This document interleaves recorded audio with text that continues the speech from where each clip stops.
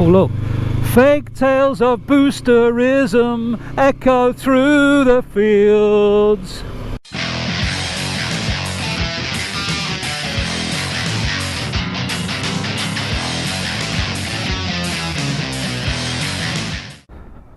Good afternoon, Codger Biker here.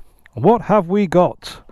Well, this is a 2023 CB500x. So, in these days of boosterism, is this bike worth having? Back in 2019, I said, would I be happy if this was my only bike? Too right I would, it's fantastic. Look at this. Would I have this as my second bike? Too right I would. It's a brilliant bike. Brilliant bike. Would I say the same today? Well, let's have a look at it. Now, this is the cheapest two-cylinder adventure bike by any of the major companies, as far as I know. So, you get what you don't pay for, basically. So, it comes without a TFT. What we've got is an LCD which looks like it's straight off a Casio keyboard from the 1980s. You don't get a quick shifter. There is no quick shifter on this. Much like Jonathan Ray at the weekend, no quick shifter is available, which is a good thing or a bad thing depending on your point of view. It has no traction control, none at all. As I say, Jonathan Ray managed to put his 250 horsepower superbike on the podium with limited electronics. Well, this has very little, but it only has 47 horsepower, depending on how you look at it.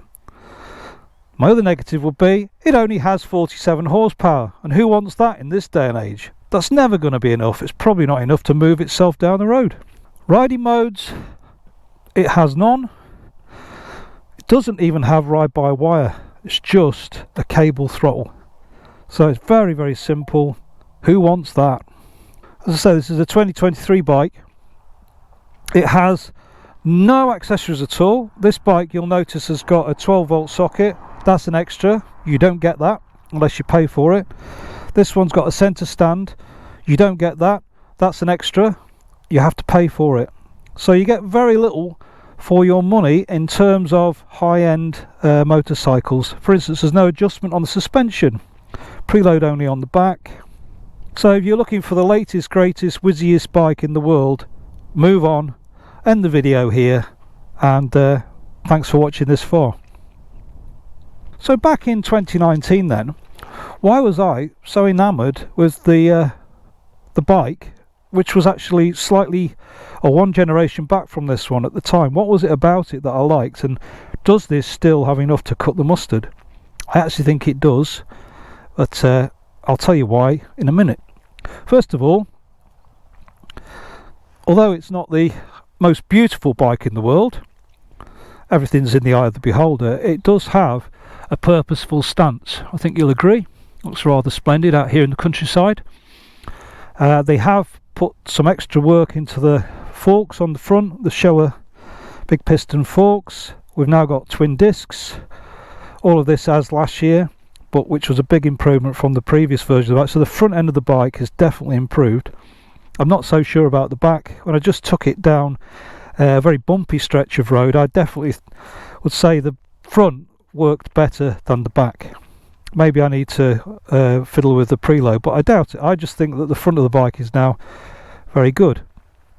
Every bike I have jumps around a lot on this piece of road. I don't know what it is about it, but it does tend to make all bikes buck and jump. And I can tell you already, just feeling it, that the front of the bike is behaving better than the back of the bike, if that makes any sense. I think the Showa big piston forks are working quite well, but maybe the rear shock is not as good. It's not bad, but just for comparison, I think the improvement on the front is more than what they've done to the back. It's got the usual always on indicator stroke running lights. I don't know if I like those or not, but they're there. We've got LED lights all around, which is good, front and back. Apart from, as I said earlier, I think maybe the number plate is a bulb. I think there might be a bulb in the number plate light, but you know, I'll let them off that. It's not the biggest bike in the world, but then that means it's not the heaviest. It's 199 kilograms, which is within my 200 kilogram limit, and that is with a full tank of fuel. So it meets Codger Biker's 200 kilogram spec for motorcycles. And as I'm looking at it now, it's actually growing on me. It looks prettier all the time. Scarlet red. I love the twin downpipes, reminiscent of the old 404, although there's only two of them, obviously. Don't think I like the end can. And overall, what I like in a bike, because I've been stung so many times by being an early adopter, I like a bike that's been through a few phases of development. So this bike is 10 years old, in effect. I think it came out in 2013, the first version of it, and it's gradually been developed and developed. Now, I've absolutely no doubt that next year or the year after, if they take it on to the next generation, they'll include that new Honda 5-inch TFT. Because it stands here now, has got 39 miles on it, I think, and so we're just getting used to it. I have to say, I'm having a great time. I'm enjoying it very much indeed. So I'm going to move on now, because somebody just pulled up beside us, and just see how we go on these country lanes. Went very well on the motorway. Let's see what it does on the B roads. Can you sit on it? Yes, it's quite comfortable, I must admit. The seat comes up a little bit, which is quite good, so it protects the tank from your jacket. It's quite a nice, comfortable seat. Handlebars for me just feel a little bit too far away, but I can adjust that, no doubt. All in all, quite comfortable. Can you go down motorways? Well, let's see. I'm sitting on a motorway doing 70 miles an hour. It's quite comfortable. Just watch this car. Is there wind protection? Okay, well, I'm going down here now, and the wind is just at the top of my helmet as the screen stands. Now, I know it's adjustable, but I think it's on its highest setting. Could be wrong. So it's not bad. No, I'm doing 70 on a motorway with a peaked helmet. Can you see behind? Well, in typical Honda mirror fashion, I can see plenty behind. Just about a fifth of it is my elbows, the rest of it is quite clear. Very little vibrations in the mirrors. I'm in 6th gear, cruising at 70 down the motorway. They're fine. They're not the prettiest things in the world, but they're doing their job. So, quite happy with those. Can you change gear? Oh yes, this bike comes with a PASC slipper clutch. I think that's power assist slipper clutch, and it is so light, really. Am I missing my quick shift? A little bit, yes, but I have to say, if you've got to change gear, that's a very easy way to do it. And it's cable too.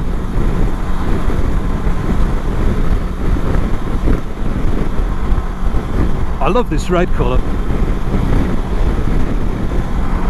It's lovely. I really like this bike. Must admit, it's a very nice thing to be on. It's not a warm day. I've got no heated grips, but I've got my heated gloves, so I'm okay. And just trundling along at 70 on the motorway like a good one. You can't go any faster down this road because it's got the cameras everywhere, and it's so-called smart motorway and all that. Going down the Queen's Highway looking like a streak of lightning. Yeah, well, you're not going to be looking like a streak of lightning on a CB500x, but it still feels good.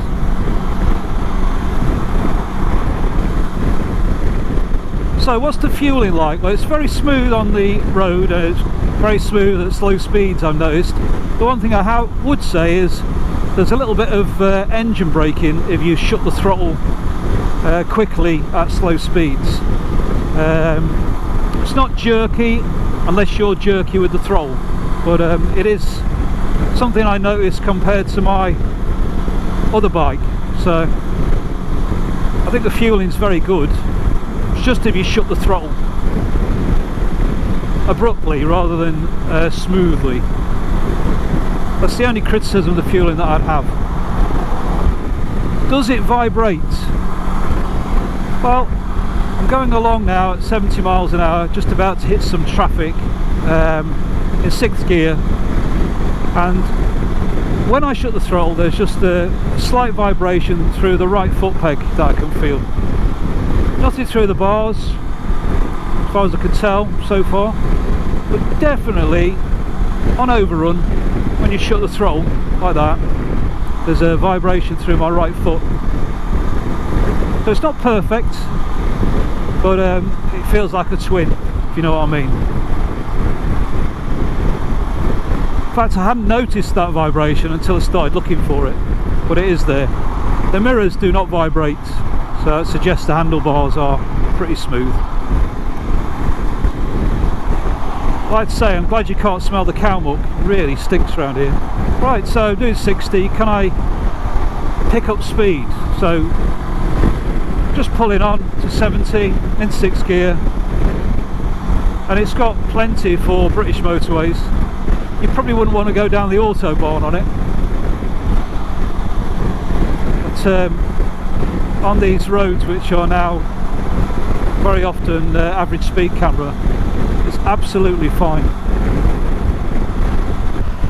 I would say about 5,500 revs where you just get that vibration through the foot peg and then it's gone. So it's not underrun or overrun, it's when you go to about 5,500 revs. Obviously this bike's brand new, it's done no miles at all. Come on, brand new tyres and on a brand new bike, so that may, in a few thousand miles, that might just ease up, but it's definitely there. If you look for it, there's a foot peg vibration. Maybe in the right foot peg for some reason or other. One good thing about this bike is it's already got a GPS bar built in. That's brilliant. Why doesn't everybody do that? Every adventure bike anyway. Can you see where you are going?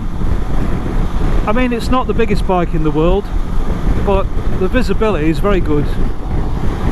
You sit above most of the traffic, this truck accepted of course, and it's really good visibility to see all around at what's going on, which is quite useful when you've got people merging from the left and from the right on the motorway. Can I indicate? Well, of course it's got the Honda indicators. I have pressed the horn twice already here, big horn. It's got a big horn button. But what I do like about these indicators is when you go right there's a right arrow, and when you go left there's a left arrow. Just something I like. Look, some bikes just get one flashing light, but I quite like that. So is my old Africa Twin, and if you look, the this sort of whole front end and those indicators just say to me Africa Twin.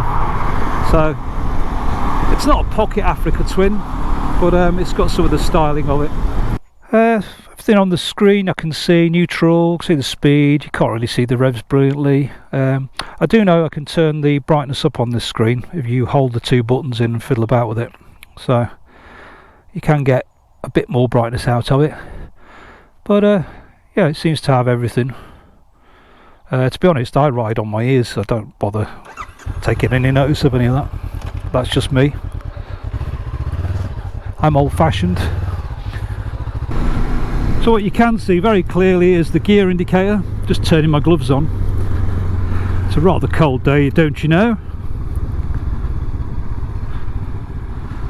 So that's how smooth it is. I'm in 3rd gear at 17 miles an hour and it's so smooth. The only jerkiness you get is, as I say, if you just shut the throttle too quickly. Other than that, when I can pick up here, I'm in 3rd, I'm doing 17, 15 miles an hour. It's just starting to jerk now a little bit, and then I open the throttle and it just goes. So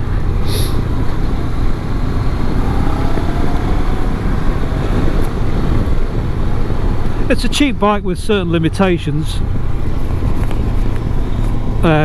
It's undeniable, but I honestly do think, I think I've said it before, that this bike is not more than some of its parts. It's actually more than the multiple of its parts. It's great fun to ride down these sort of back lanes and things. One thing I'd like is a little bit more on the back brake, but that may come in a few miles. Now I can't rev this bike too much, as I say, it's still in its running in period. But it's quite twisty, the road coming up here, and it can be quite good fun if it's not too muddy, with a bike that you can throw around. Now these are new tyres, so I'm not going to throw around too much, but you can see it's handling the undulations quite well. Hello? Oh, he gave me a nod. First nod, thank you, on the CB500x. I thought it wasn't a nodding bike. Okay, what's it like in city traffic? Let's find out. Everyone's going home from work. I'm coming through on my little CB500x. What will it be like? Yeah, it's very smooth, no problems at all with the smoothness. If you just shut the throttle too firmly, you do get a little bit of jerking, like a engine brake jerkiness. Other than that, it's really smooth. I mean, I'm just trundling along in third gear, 28 miles an hour, smooth as anything. So what's it like in traffic? Well, you got a good, I wouldn't say you're commanding, because it's not a big bike, but for its size it's quite a commanding bike, if that makes any sense at all. But the view through the traffic, even with a great big truck in front of me, is very good. Slipper clutch, very light. It's so light. I mean, I prefer a hydraulic clutch, but that is stupid light, so you know, you don't need one really. It's absolutely brilliant going into neutral, so easy. Pulling away, very easy, say, with that very light clutch. It almost feels like there's no clutch there. Obviously there is. That little bit of torque on the low end, very useful, just for pushing your way through. I can see here right over the top of all these cars. Now I know that down here I want to be on the middle lane if possible, and I can see that people are blocking it off that are not in the middle lane. So yeah, very good in the city, this bike. Exactly where I want to be, and I could see well ahead. I can see well over every single car there. Yeah, you can easily stand up on this bike, as I am doing now. What I would say is the foot pegs are too narrow for standing up on for my liking. But the position of it isn't bad at all, really. So if I was going to convert into an off-road bike, probably some bar risers, some wider foot pegs, be fine. Feels very stable. You can actually brake the bike with that engine braking, so that's quite a good thing. Once you get used to it, supplements the rear brake.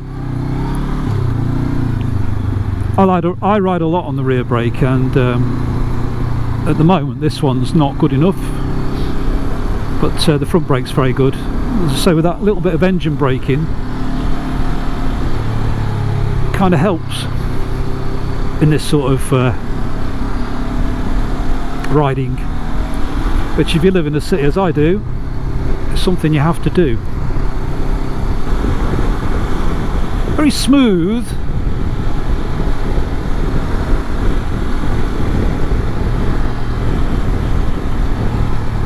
until you hit those vibes. There's just those vibes at that one particular frequency.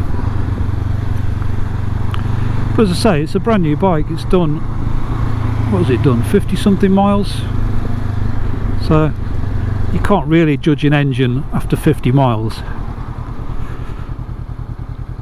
Ask me in 2,000 miles. So that really is my very first impressions of the CB500x.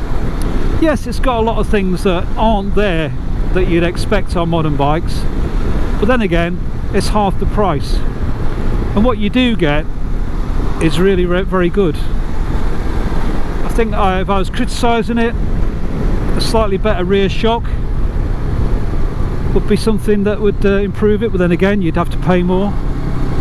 I'd like a rack. There's no rack of any kind on this.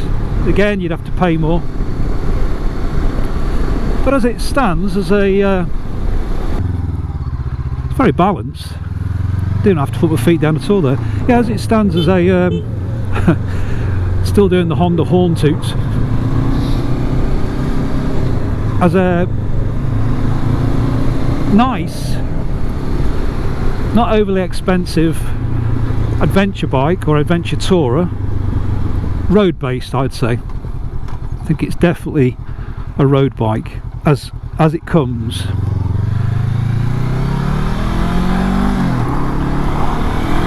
Obviously you can rally raid it, make it more off-road, but it's never going to be a dirt bike. The show big piston forks, as they're called, are only 41mm. The forks on my KTM are 48mm, so that shows the difference. It's got quite a bit of travel for a road bike, 150mm, but you know, my KTM Enduro has got 250mm, so it's a road bike for the state of the roads in Britain, I would say. It's also quite nippy pulling away. I did wonder whether it would be able to hold its own, you know, in the traffic, pulling away from the lights and things, but it's very nippy. It's also, because it's low, I've only got my low shoes on here, my flats, and I can flat foot it both sides. And for those who are going to ask, in my flats I'm 5'9", probably 5'9.5" in my flatter shoes look, rather than my usual dirt bike boots. Anywho, that was my very first impressions of the 2023 CB500x, a bike I like very much indeed, and it's definitely the kind of bike, or I'm the kind of customer they've designed this bike for. I like to sit upright these days rather than leaning over, so it checks that box. I like to have a fair bit of range if possible, it checks that box, 300 miles. I like to have a nice comfortable seat, checks that box. And I like to save money if I can. Box checked. On that, Codger Biker is off.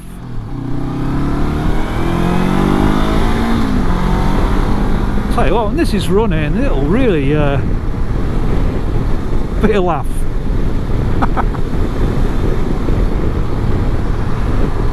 500cc, you say? 47 horsepower, 40 newton meters. What's the point of that? I'll tell you what the point of that is. Fun. Oh yeah, I promised you, or I may have promised you at the beginning, a little secret. Well, I've probably given it away, but the secret is that this is not a demo bike. Would I have bought myself a CB500x, was the question. Do I still think it's worth having? Well, I don't have to, because this, thanks to She Who Must Be Obeyed, is mine. This is my bike for my big birthday. Well, it's nice for my big birthday till after Easter, but you know, the new plates came out today, so she let me have it now. True love. Thank you, she who must be obeyed. I love this thing. Come on, Scarlett Yo Honda. Oh, by the way, that's her name. I don't know why, that's what she told me. Scarlett Yo Honda. CB500x. Codger Biker. Thanks for watching. Catch you later.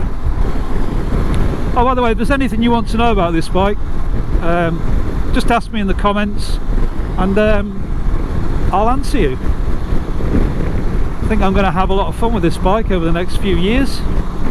So, any questions, ask away. And as it is my big birthday present, it's a bike I'll be keeping. So anything you want to know, please ask and I'll get back to you. Codger Biker is